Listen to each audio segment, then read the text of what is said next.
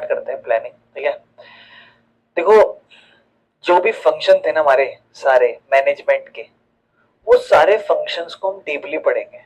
तो हमें पता है मैनेजमेंट का सबसे पहला फंक्शन ही हमारा प्लानिंग था। Planning, organising, staffing, directing, controlling. तो ये सबसे पहला ही हमारा फंक्शन है जिसको हम आज स्टार्ट करेंगे। हम लोग इसको दो पार्ट्स में कैसे कवर कर सकते हैं जनरली, ठीक है।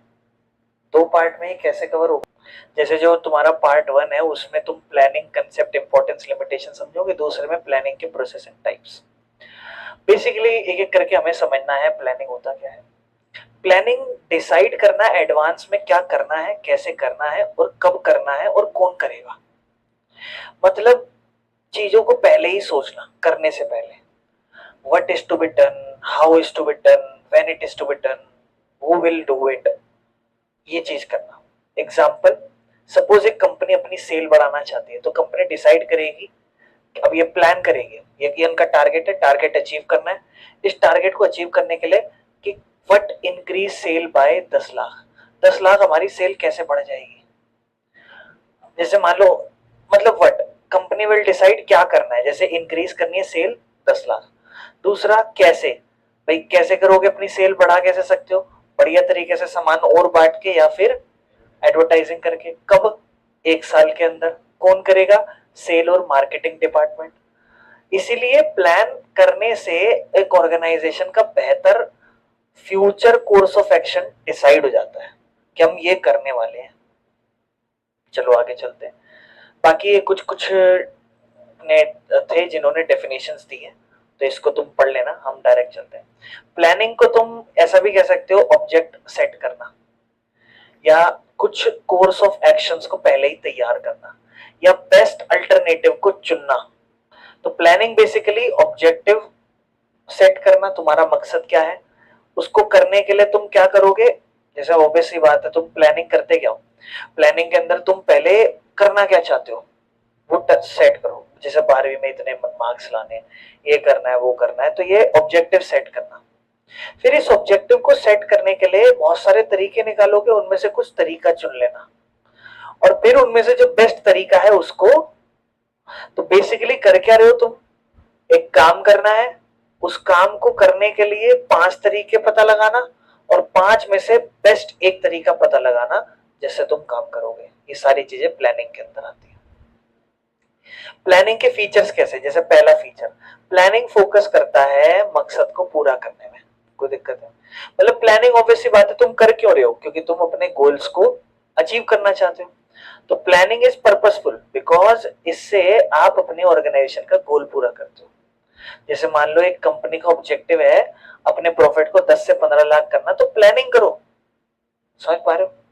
दूसरा, प्लानिंग पूरे फंक्शन ऑफ मैनेजमेंट का सबसे प्राइमरी और सबसे पहला फंक्शन है, क्योंकि अगर आपको एक अच्छी मैनेजमेंट करनी है अपने काम अचीव करने की, तो उसमें सबसे पहले क्या करनी पड़ेगी, प्लानिंग।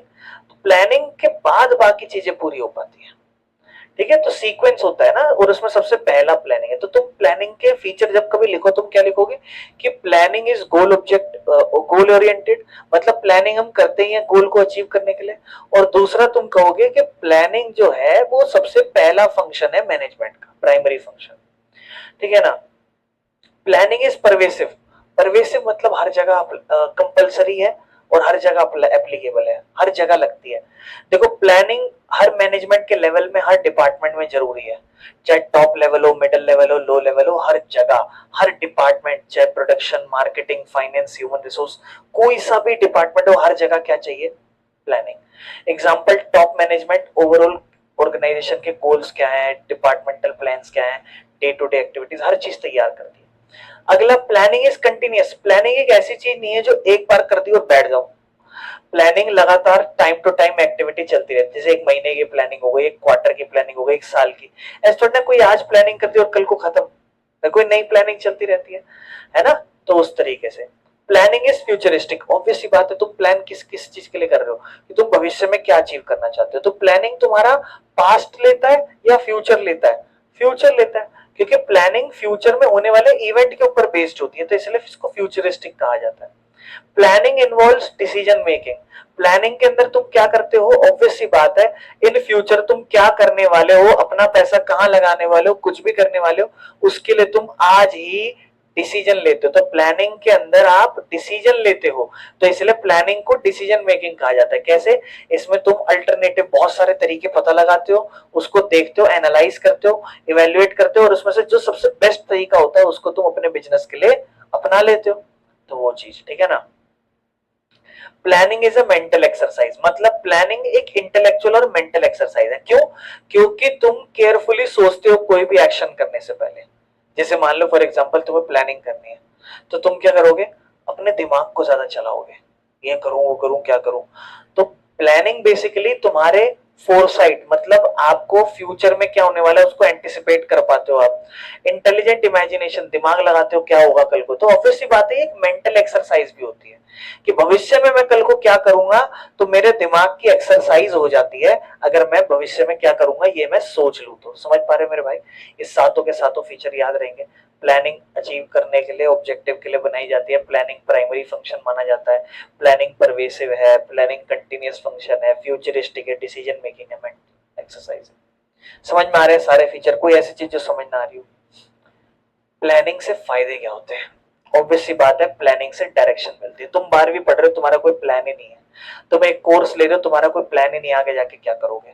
लेकिन अगर तुम कोई चीज प्लान करते हो तो क्यों करते हो, कि मैं आगे क्या करने वाला हूँ और आगे मैं ये चीजें कर सकता हूँ, फिर तुम कोई एक चीज चुनते हो। तो प्लानिंग तुम्हें दिशा दिखाता है, डायरेक्शन दिखाता है कि तू ये कर सकता है भाई। इस तरीके से प्लानिंग अनिश्चितताओं का रिस्क कम करता है। मतलब तुम कोई भी चीज, कोई भी काम करने वाले हो, उसको शुरू से क्या कर लो, प्लान कर लो।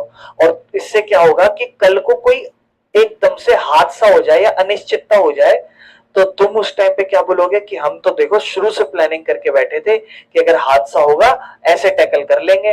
तो प्लानिंग अनसर्टेनिटी को खत्म कर देता है। मतलब आप चल रहे हो, बिजनेस चला रहे हो, तो बिजनेस में कल को बहुत बुरे हादसे हो सकते हैं। अब अगर आपने प्लानिंग करी होगी तो आपने उन हादसों पे बात करी होगी कि नहीं करी होगी? करी होगी। तो उसके लिए उसको तुम कैसे टैकल करोगे, उसके लिए तुमने प्लान बनाया हो कि नहीं बनाया होगा? बनाया होगा। तो प्लानिंग से तुम कल को कोई हादसा हो जाए उससे बच जाते हो अगर तुम प्लानिंग करते हो तो। प्लानिंग रिड्यूस करता है ओवरलैपिंग और वेस्टफुल काम। मतलब तुम कोई पर्टिकुलर काम करने का गोल करना है तुम्हें, तुमने कोई प्लान नहीं करा, तुम करने बैठे, तुम ढंग से टाइम से नहीं कर रहे हो, टाइम से काम कर नहीं रहे हो, तो तुम्हारा काम वेस्ट हो रहा है। या तुम एक ही काम को दो दो जने, तीन तीन जने करके बैठ गए, क्यों? क्योंकि तुमने प्लानिंग ही नहीं करी थी।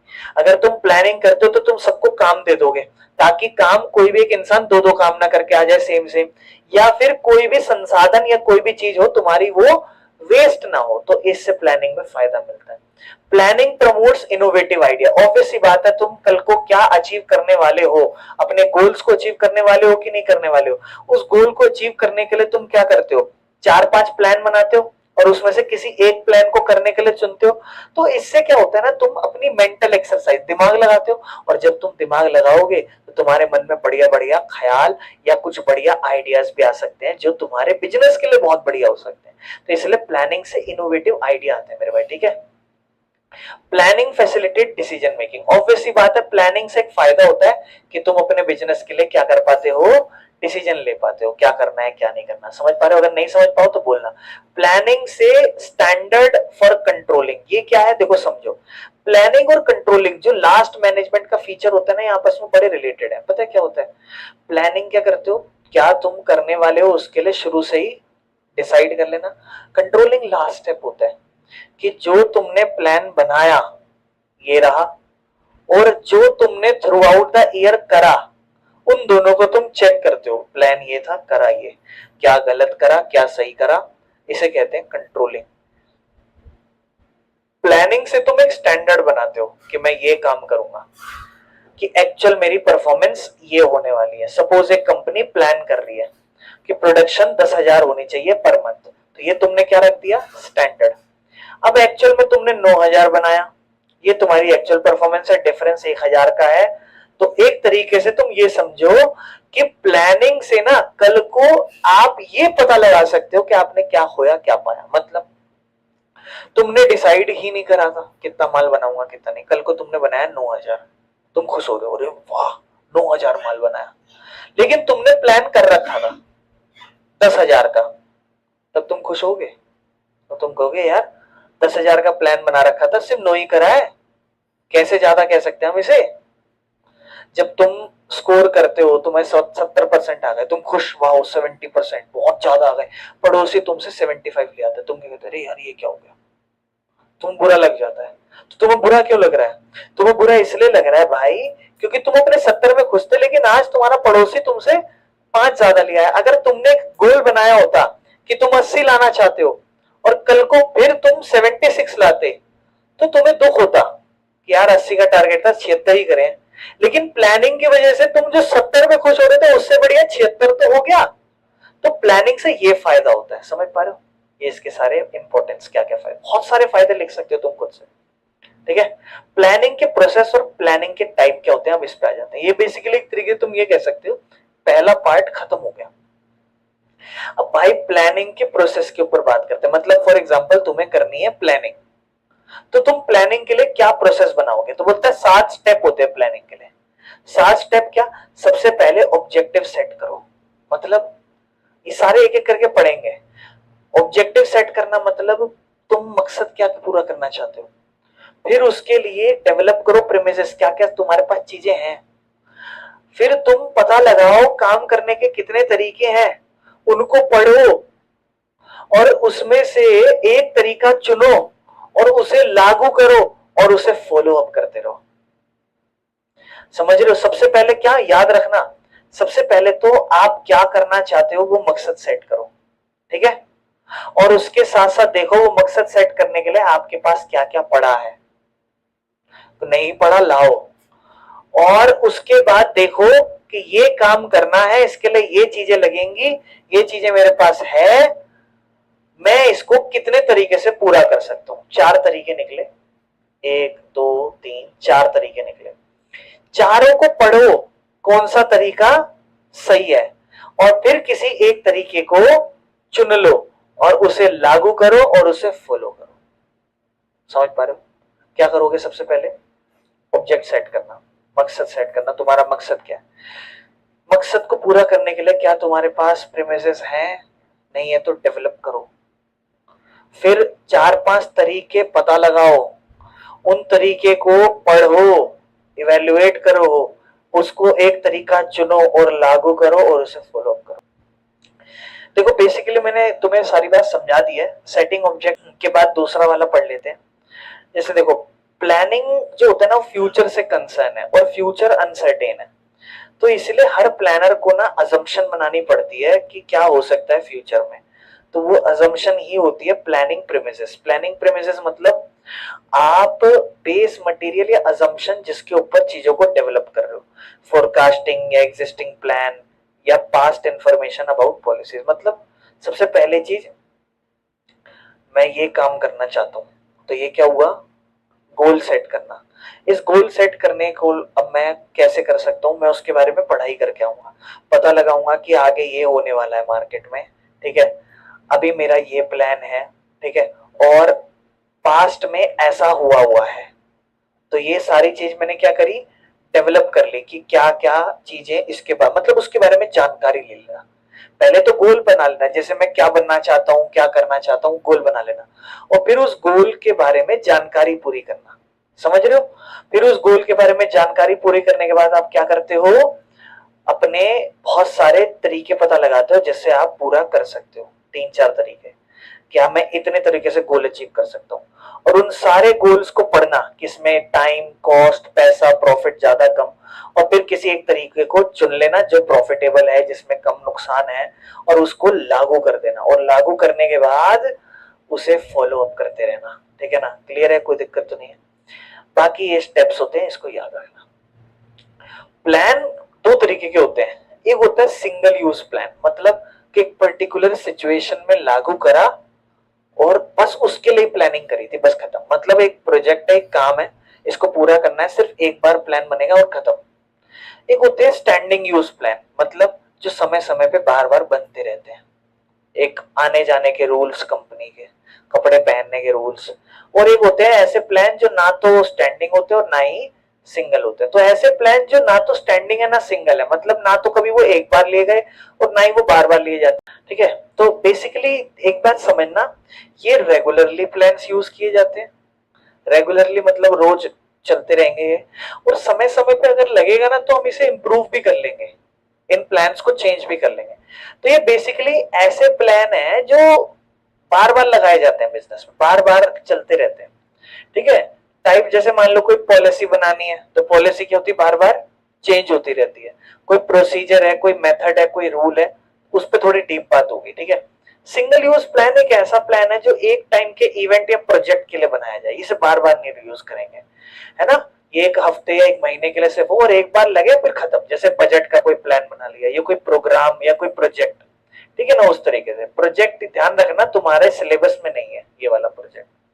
बेसिकली ये इनके डिफरेंसेस हैं।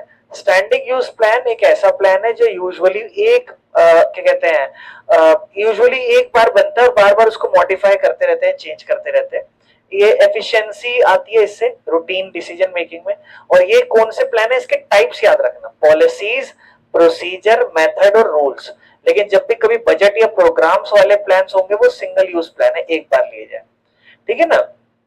तो इंपॉर्टेंट ऑब्जेक्टिव एंड स्ट्रेटेजी, देखो सिंगल यूज प्लान में क्या है ना, देखो या तो कोई स्ट्रेटेजी ऑब्जेक्टिव हो, तो ये वाला एक बार देखते हैं। नीदर स्टैंडिंग नोर और क्या कहते हैं सिंगल यूज वाले पे, तो देखो इसको समझते हैं। ऑब्जेक्टिव्स एंड स्ट्रेटेजी, इनको ना तो स्टैंडिंग प्लान में कहा गया और ना सिंगल यूज में।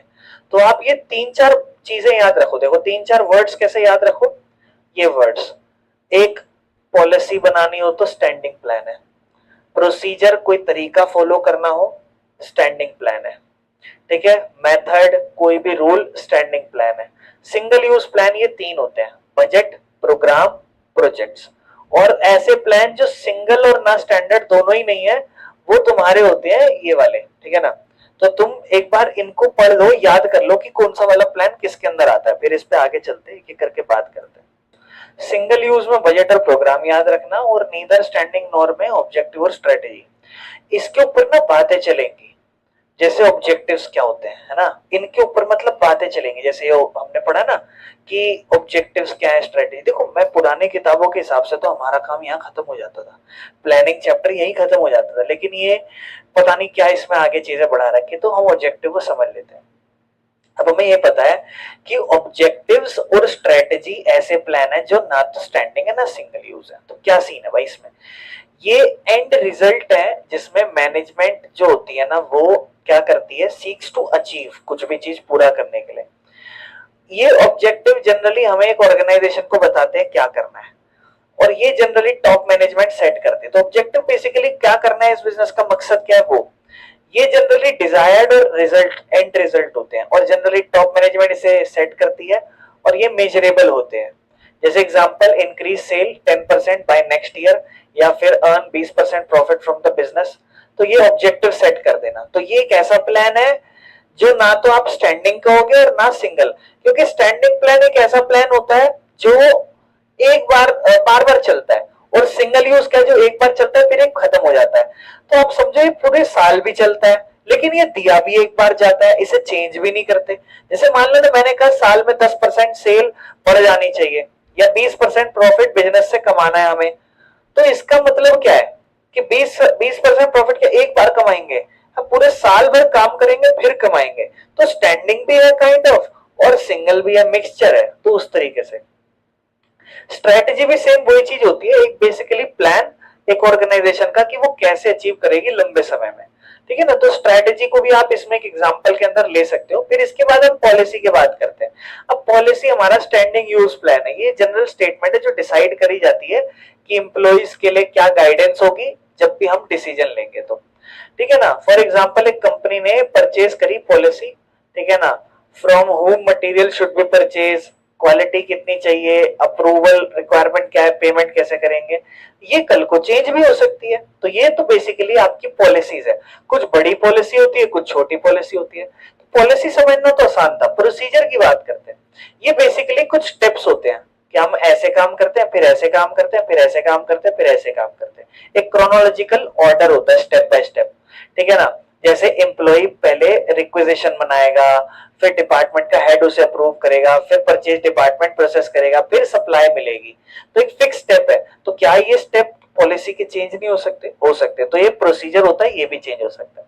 मेथड किसी काम करने का तरीका है ना, जैसे प्रोसीजर, प्रोसीजर में आप क्या पढ़ते थे? स्टेप्स पढ़ते थे। लेकिन मेथड किसी काम को करने का तरीका। प्रोसीजर में तुम सीक्वेंस पे फोकस करते थे, पहले ये, पहले वो, पहले ये। मेथड क्या है? किसी काम को पूरा करना है, उसका क्या तरीका है। ठीक है ना। और इसके अंदर जनरली जैसे मान लो फॉर एग्जांपल क्लासरूम ट्रेनिंग, ठीक है ना, फिर लेक्चर देना है, फिर सेमिनार, फिर ऑन जॉब ट्रेनिंग मिलनी है।